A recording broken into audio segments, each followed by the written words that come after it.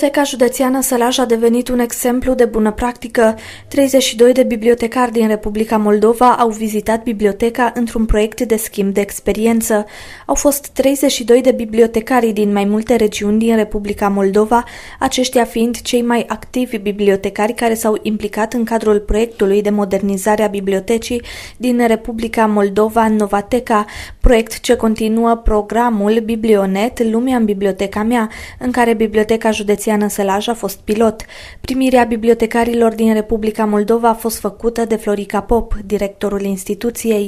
Avem o bucurie deosebită astăzi la Biblioteca Județeană Ioniță Scipione Bădescu Sălaj, pentru că avem o vizită aparte.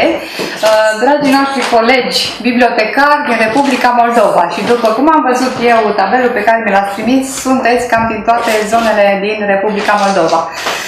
Dacă ar fi să spun motivul pentru care colegii noștri din Moldova au venit în Sălaj, cred că este unul foarte simplu, spun eu.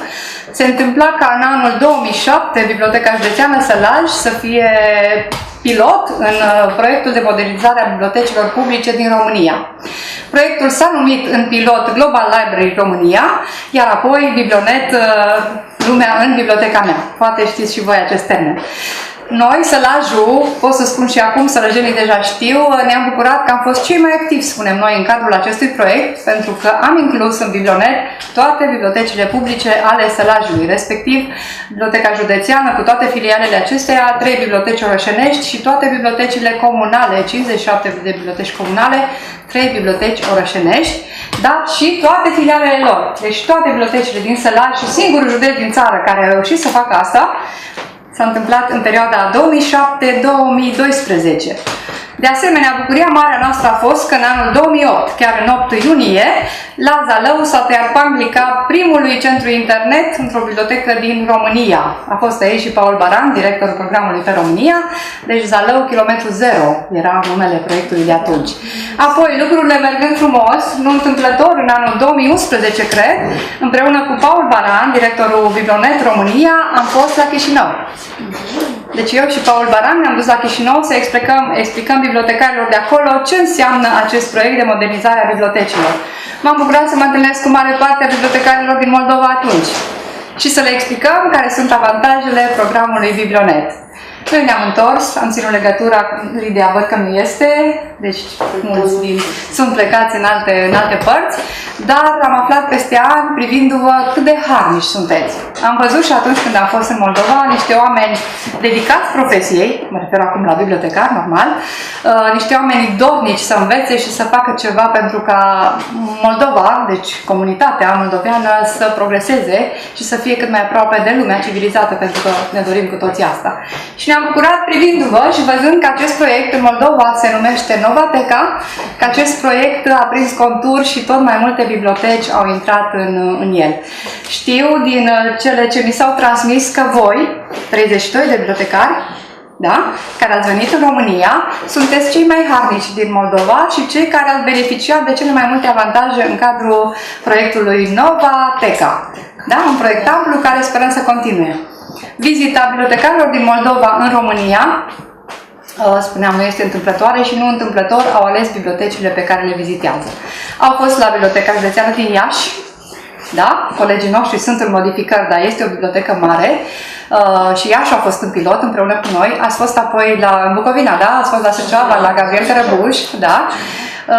În Maramureș, care este foarte aproape de noi și vă spuneam, ne bucurăm, directorul Bibliotecii Județene din Maramureș, Teodor Ardelean, este sălăjan. Și ați venit la Zalău. De la Zalău veți pleca la Focșani și apoi vă veți întoarce în Moldova. Ne-am dorit să fie rodnică întâlnirea noastră.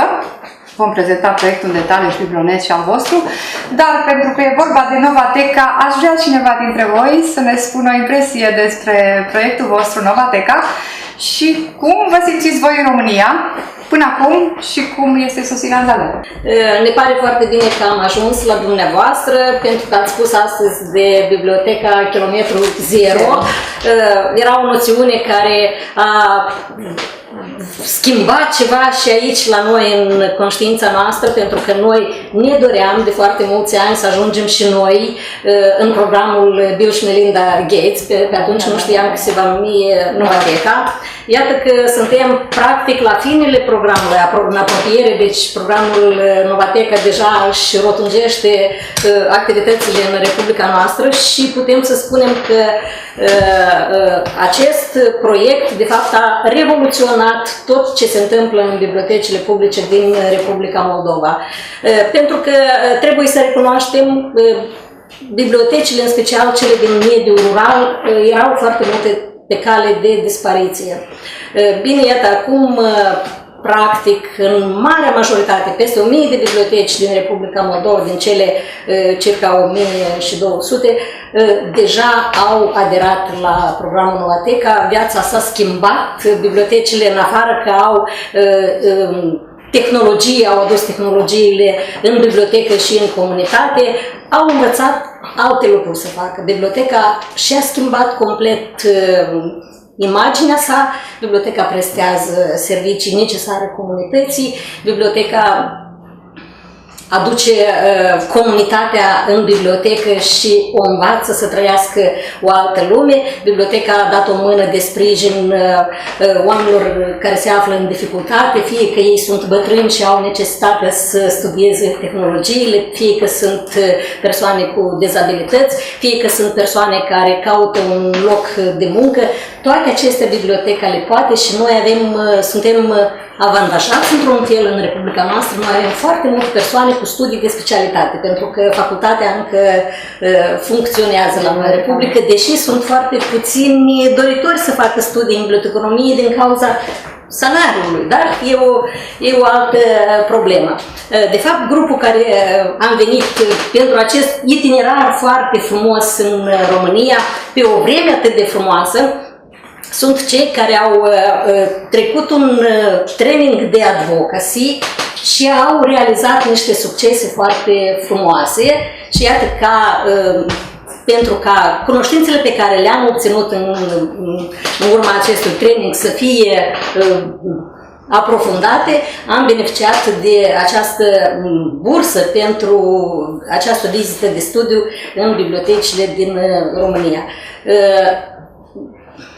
Fiind la mijlocul itinerarului nostru, suntem siguri deja am luat foarte multe experiențe foarte interesante. Suntem siguri că până ajungem în Republica Moldova, capul nostru va fi așa mare, mare, mare și inimile și gențile și carnețelele cu notițe, nu mai spun de aparatele de camerele de filmat și de fotografiat, le vom încărca cu siguranță, dar vom duce și cu noi această bunăvoință a colegilor noștri din România, care ne-au întâmpinat peste tot foarte și foarte frumos, foarte bine, cu inimă, cred că nici nu s-ar putea altfel, pentru că și noi, și uite ce mai face proiectul acesta de modernizare a bibliotecilor, cum bine spuneați, Biblionet și Novateca nu înseamnă tehnologie, înseamnă comunicare între oameni, înseamnă să învățăm unii de la alții, să împărtășim experiențe.